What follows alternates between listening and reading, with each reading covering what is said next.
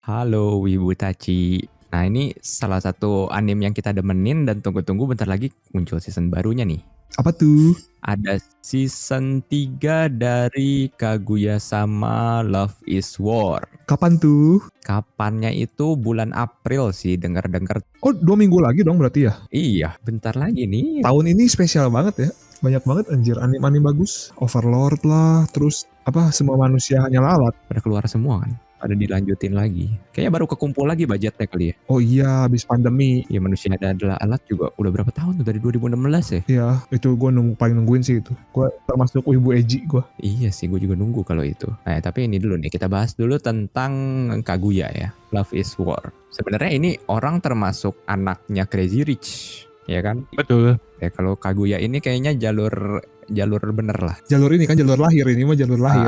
Jalur lahir emang udah dari sananya kaya gitu kan. Orang tuanya juga bukan Crazy Rich yang abal-abal gitu, beneran punya. Iya. Nah, ngelihat si Kaguya ini ya, yang super kaya Crazy Rich ini, setelah nonton anime Love is War itu, kita melihat kehidupan orang kaya ini sebenarnya jadi pikiran ya buat gua. Sebenarnya jadi orang Crazy Rich tuh enak gak sih? Jadi anaknya orang Crazy Rich tuh gimana ya? Enak gak? Jadi dari lahir lu udah punya silver spoon ya katanya ya? Ya, silver spoon. Oh. Enak dong pasti. Enak banget dong. Apa yang dimauin dapat semua dong.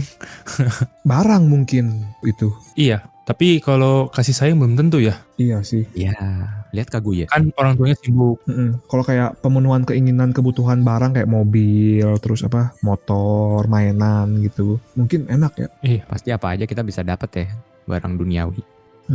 Tapi kalau beberapa aspek nih yang mungkin dalam tanda kutip nggak bisa dibeli dengan duit secara belak-belakan gitu loh, kayak jodoh. Nah itu terus peraturan kehidupan lu, gaya hidup lu gitu, agak sulit sih itu. relasi sama temen, terus kayak arti hidup. Jodoh nih, gue punya temen nih yang Crazy Rich gitu, terus ya dia bener-bener harus milih banget gitu. Dari tuntutan orang tuanya dia bilang, kamu jangan mencari dari golongan jelata, harus mencari bibit unggul juga. Bodoh. Waduh. Jadi yang backgroundnya setara gitu. Iya, teman-teman lu ada gak sih yang Crazy Rich yang gitu juga gitu? Ada sih, di gue juga ada temen gue yang kalau milih jodoh tuh ya benar-benar harus yang seenggaknya setara atau lebih lah. Iya. Gitu kan. Agak susah sih memang dia. Akhirnya nggak kayak kita kan ya udah asal nemu di sekolah atau di Tinder gitu kan. Ya mau sama udang juga gak apa-apa ibaratnya. Ya memang kita nggak telusurin background kaya enggaknya duluan kan, itu belakangan mungkin kan jadi bonus gitu kalau emang kaya. Kalau enggak ya udah berjuang bareng katanya makan. Iya. Kita kan orang biasa sama musang, sama kerang, sama udang juga biarin aja gitu. Kayak gitu juga. Kalau yang terlalu ini susah. Terus gimana ya? Kalau itu tuh bukan soal jodoh doang. Soal kalau tadi ngomongin meaning of life gitu ya, arti hidup. Kalau kita kan ya, setara-tara kita gini mungkin masih ada purpose.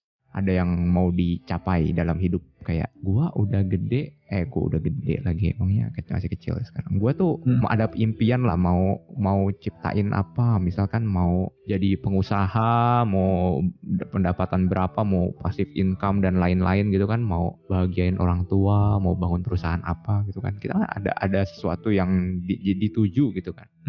Nanti begitu sampai sana baru pikirin lagi apa ini selanjutnya, apa yang kita senengin baru kita bisa iniin. Kalau lu udah lahir dengan silver spoon, terus kayak semuanya tuh udah kebiasa dipenuhin kan akhirnya. Ada teman gua juga tuh bingung sebenarnya. Ini gua gua sekolah, gua kuliah, terus gua jaga toko, emak gua jaga toko bokap gua gitu. Terus apa? Itu mirip, vibes-nya mirip ini ya, suasananya mirip kalau lu main game jadi weller. Iya. Hampa banget. Lu kan kayak incer gacha, kayak ngumpulin buat lu tarik berkali-kali dapat seneng kan ya. Iya itu. Begitu lu well emang udah pasti dapat kan. Iya udah pasti dapat. Jadi kayak nggak ada kesan gamblingnya udah nggak ada gitu serunya. Nah, itu dia yang dirasain orang-orang yang lahir dengan Crazy Rich tuh begitu sebenarnya yang banyak gua temuin ya. Kita relate banget sama ini Van. Ingat nggak Van? Kalau di Genshin kan ngulinya rada gila. Iya. Ya kan kerasa kan ya. Mm-mm. Seru itu kok nguli-nguli gitu juga ya kan. Mm-mm. Kita sebenarnya grinding begini kan seru kan, kayak melakukan yang kita sukain ya udah kadang-kadang kita lupa gitu ini tuh tujuannya nyari duit sebenarnya kan. Mm-mm. Nah kalau mereka saking udah hidup itu go with the flow gitu ya, kebiasaan mau apa diikutin tuh jadi kayak nggak ngerasain serunya mencapai satu tujuan tuh gimana sih gitu, nggak pernah ada adrenalin yang bekerja gitu. Walah ini dapat akhirnya ya udah purpose-nya nggak ada. Jadi segitulah kira-kira ya. Iya, Hampa nih. tergantung orangnya juga sih. Kalau kalian gimana nih? Temenan sama orang kaya yang kayak gitu enak nggak? Ya maksudnya enak gimana? Kan misalnya jadi lu nggak ngajak ini nggak boleh, dianya nanti takut celaka, ngajak makan di sini ntar takut sakit perut dianya gitu.